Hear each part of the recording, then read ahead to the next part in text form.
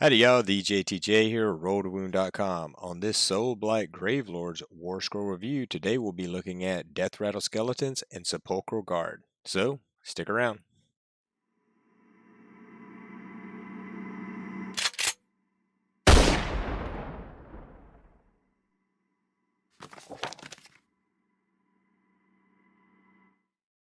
Alright, we're going to be going over some Deathrattle Skeletons today and the Sepulchral Guard. And we'll start off with the Skeletons. Going and looking right at their Warscroll. 1 wound, 4-inch move, 5+ save, 10 bravery, like pretty much everything in the book.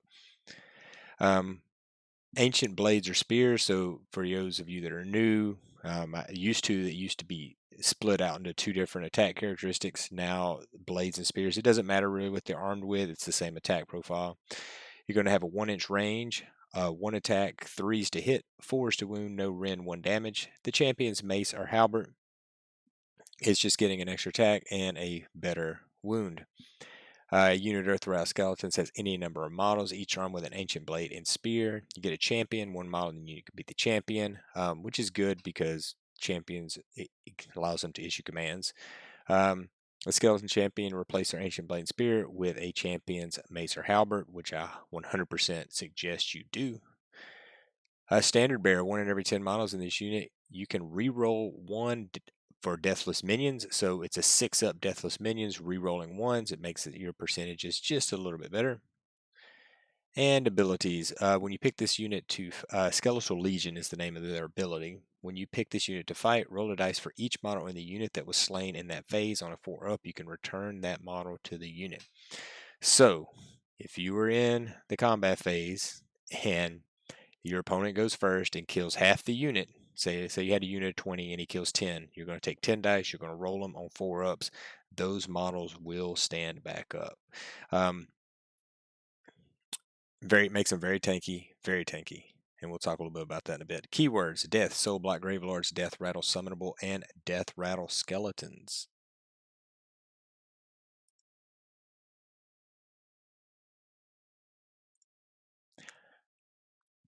Alright, so Deathrattle Skeletons, their cost for a base unit of 10 models is 85 points. They are Deathrattle, they are summonable, and they are battle line. All good keywords right there for this book. Alright, so we're getting into the damage. So a unit of 10, their max wound output is 11 because you get the extra attack from the mace. Their average is about 1.5 wounds. It's not very good, and that's not buff. That's just them base. They're going to do about 1.5 wounds to a 4-up save.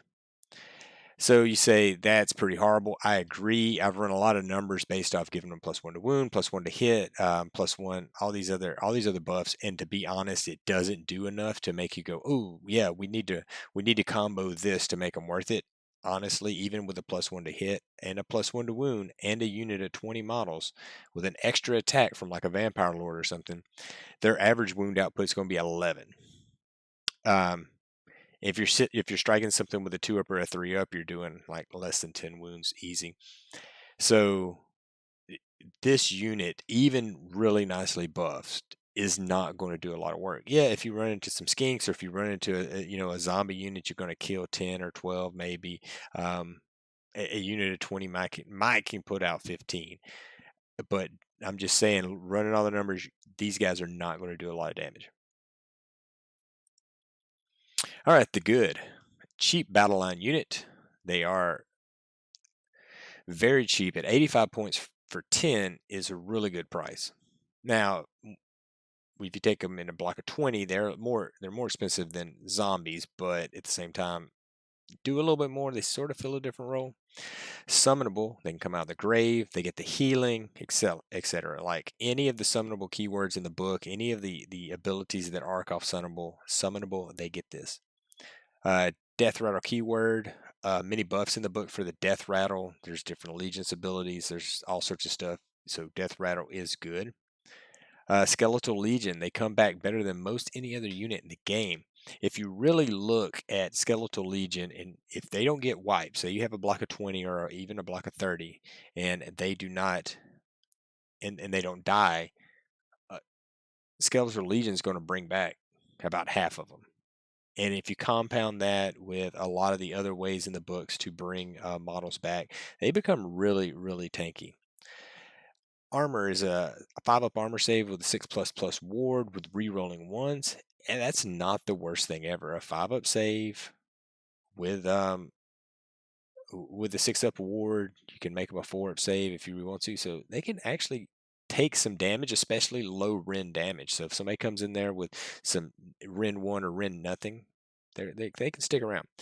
They're a great tar pit. They sit, especially units of 20. I usually just think about Deathrattle is it's not bad to take them in 10, but units of 20 just they sort of hang around and become really annoying. The bad, they are slow. 4-inch move, just they're not moving up the table very far. You're going to have to pop them out of a grave is probably the best way, or just run them all the time and let them get charged. So their attacks, they have a 1-inch range, they have 1 attack base, 4 to wound, no Ren, and 1 damage. It's not a very good attack profile. It's just, if it was 2-inch range, that'd be interesting because then you could sort of pile them up a little bit better. But there's not a lot of damage coming out of these guys. Minimum unit tends to die fast. So if you take them in blocks of 10, it's not necessarily bad. It's a very good screening unit. It's a very good speed bump. Backline objective holders. But that unit of 10, it's like 10 wounds. It's going to get deleted pretty easy. I mean, so just keep that in mind that taking them in minimum units isn't bad, but that 10-man minimum unit probably ain't going to stick around long. Compete with other battle line options. That's probably the biggest downfall with these guys is we've got several really good battle line options here, and it's really is pick and choose your flavor or what you want to do. All right, tactics. So there's a lot of different ways you can use these guys. There's a lot of little nuances to them. One of the things you see a lot of people do is look to strike second in many instances. Like, so if you get into combat and you think you can live through the opponent's swings, a lot of times you'll let them swing and then you just bring half your unit back if that's advantageous for you. Obviously, if it's the only combat and you're going first, then swing first. But these are the type of units you just sort of like wait to the end and let all your other units attack first and then swing with them.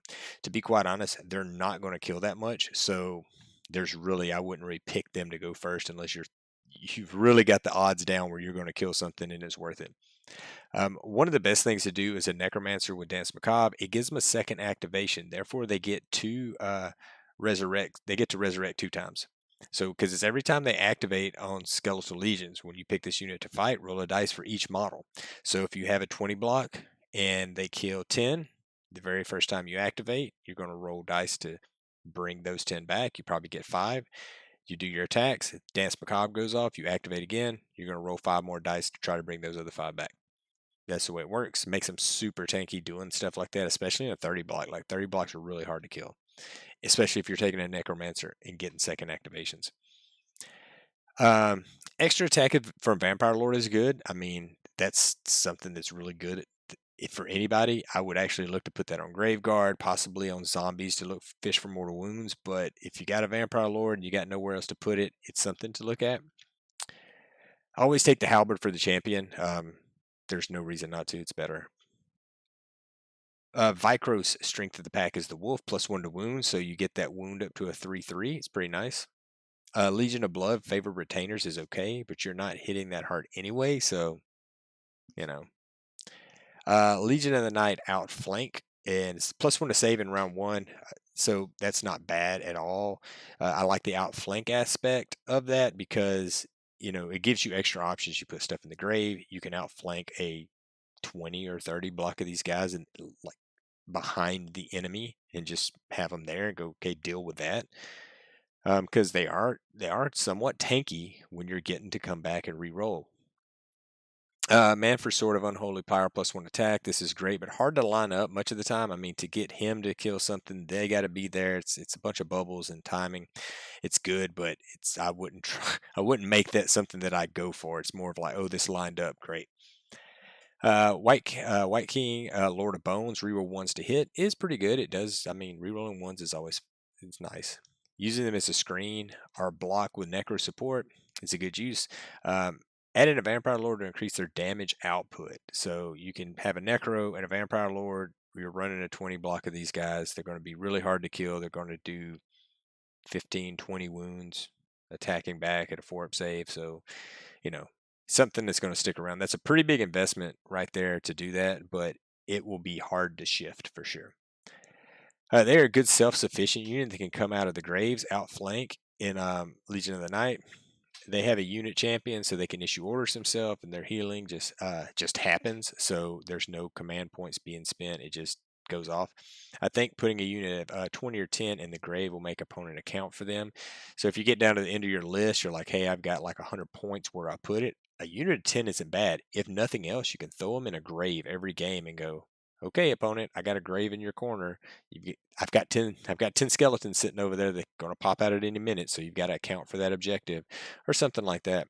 I do think they do work very nicely self-sufficient just because their damage output so low, so the buffing of it is really going to help a lot. So having them come in and outflank, having them come out of the grave and just be sort of a nuisance in a corner of the board, something that the opponent's actually going to have to put some effort into killing, especially a 20 block. It you're forcing the opponent's hand. They're shooting at these guys and they're not shooting at your important stuff that's actually doing the killing. All right, so versus other battle line. And I'll really say this, like, your preference in battle line for this book, there's not a right or wrong answer. I mean, all the standard battle lines have a use. So if you whatever you're building around, whatever your play style, whatever you need, heck, take one of each and put them in there. They all have a use. They're all good in different ways. So I think it really comes down to your preference, but that's just my thought. They cost more than zombies, so a 20 block of these guys will cost more than your 20 unit of zombies, but are more survivable. Zombies do more damage, just like a touch more damage. If you look at it, 20 of these guys versus 20 zombies do more damage because of those mortal wounds. They cost less per minimum unit than dire wolves, but more per wound, but are easier to bring back.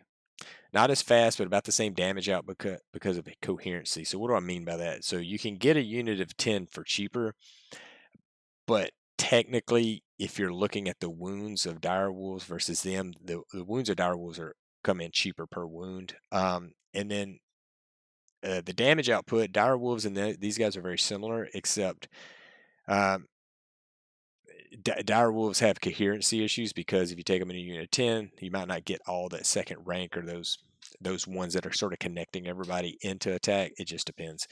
So it could be coherency that you're not getting the full attack with the dire wolves, and these guys will have a little bit easier time with coherency. I personally think that dire wolves have sort of a slightly different use than these guys. If I'm looking for screens, I'm taking skeletons. If I'm looking for something to go out and do some work, take objectives, harass, taking dire wolves. Almost half the cost of Graveguard with about 20% of the damage output. They do slightly different roles. Skeletons as screens, and Graveguards as your DPS.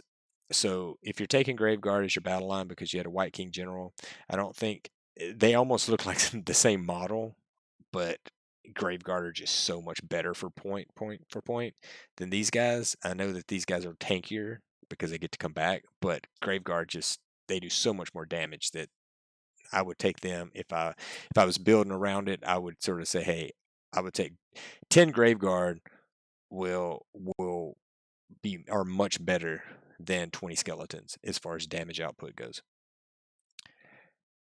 All right, unit ranking. Even though I've talked sort of mediocre about these guys, I'm giving them a B plus. They're a really good tar pit, and if you take them in 20 and 30 blocks, they're just hard to shift.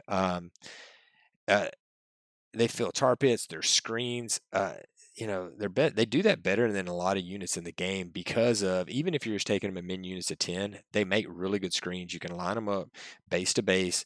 And for 85 points, they are in that really, really cheap range, except that they get healing and they come back. So if you don't kill that 10, you only kill 5, they're just going to keep coming back and they're going to keep standing in front. Like many other battle line units at sort of that cost range, they might not come back at all. They don't have the healing factors. They might do a little bit more damage, but most of these cheaper 80-point units do about the same amount of damage. It's all trashy. Yeah, and so don't expect them to kill anything. If you go into that mindset like, oh, I'm going to buff these up and do all this killing with these guys, you really have to put a lot of points and invest into that. And if you're doing all that, to be quite honest, you might as well just go down the Graveguard route or something else. But all in all, if you took them, if my opponent had 20 of them sitting out there, I wouldn't think anything. I wouldn't think that was a stupid choice at all. They do have a good role, and I think if you took a unit of these guys, a unit of zombies, and a unit of direwolves, it's a really great mix that have a lot of versatility in your list.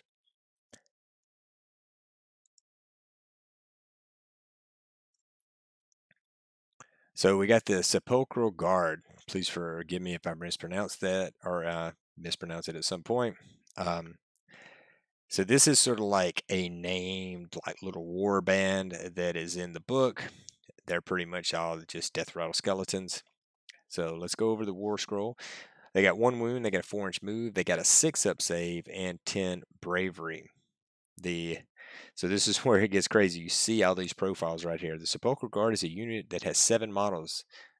There's a Warden, there's an Ancient, there's a Prince of Dust, a Champion, a Harvester, Petitioners. I might even miss something there. So there's all sorts of different named sort of, I guess, models in the unit.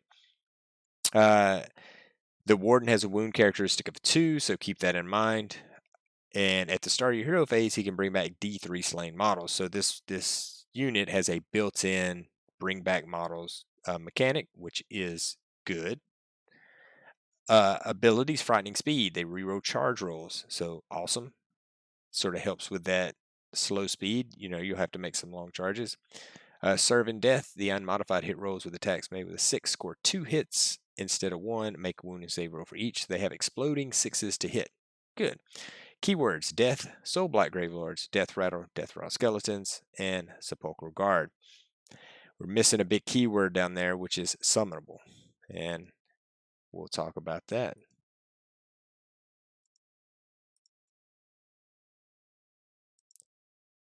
All right, so their cost is 80 points. They are Deathrattle, so the things that affect Deathrattle will spike on them, and they are not summonable. Huge missing keyword right there, and that really separates them from your Deathrattle skeleton. All right, so we're getting into the damage. They have a crazy sort of melee weapon table.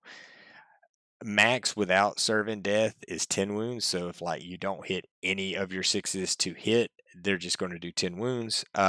Max wound output with it is 20. So technically, if you rolled all their weapons and you rolled all 6s and you rolled all, you're going to do 20 wounds. However, average for this unit is closer to 2. So slightly better than a unit of Deathrattle skeletons. The good, it's a cheap unit. It has exploding 6s, it rerolls charges, it can bring back D3 models a turn, and can take bloodline abilities ?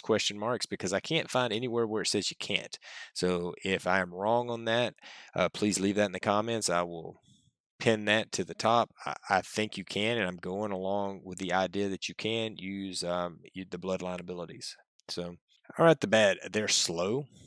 A pain to roll all the attacks separate. They have a bunch of different attack profiles, and you're going to sort of have to spread them dice out. And to be quite honest, it's kind of fun to do that sometimes when the attacks actually hit and are hard hitting or have a lot of damage potential.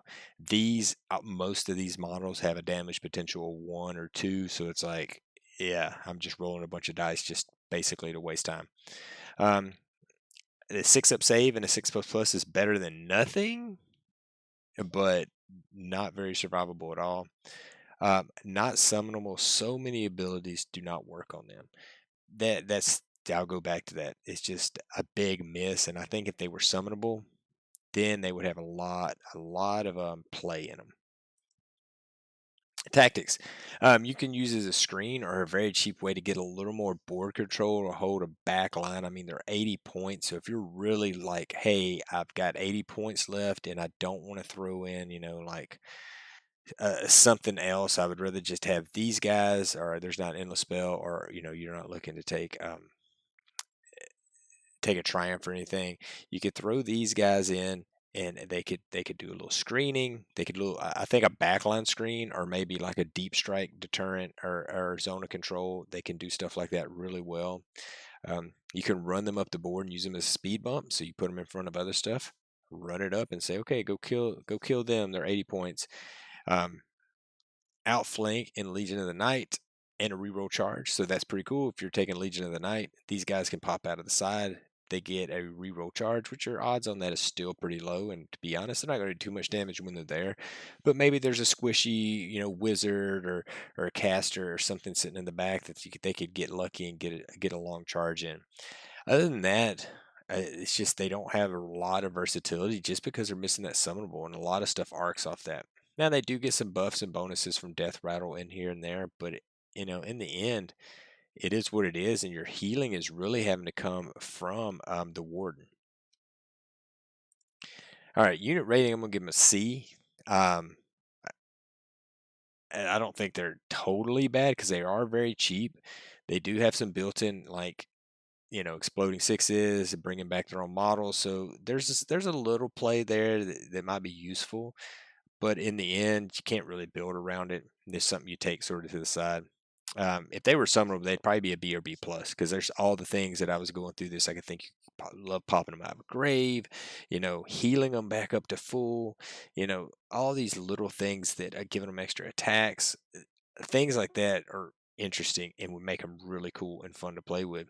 But not being summonable, there's just so much in the book that just doesn't help them. Dealing with all the mixed attacks is a chore, so it's just you're gonna have to set a lot of dice out and sort of roll a lot of little things, and at the end, it's not a lot of damage that it's almost like it's not even worth it. Don't expect them to kill much or live long. Models look good. You could make unit leaders for your skeleton horde, so you buy this box, and then all of a sudden, all these, the mace, the swords, they all become your leaders to your skeleton hordes. I think that's pretty cool. But there you have it. There's the Warscroll reviews for the Sepulchral Guard and Deathrattle Skeletons. Let me know what you think in the comments. Did I miss things? How do you use them as tactics? Is there something that I got wrong? You totally disagree with me? Let me know. And as always, thanks for watching, and y'all be good.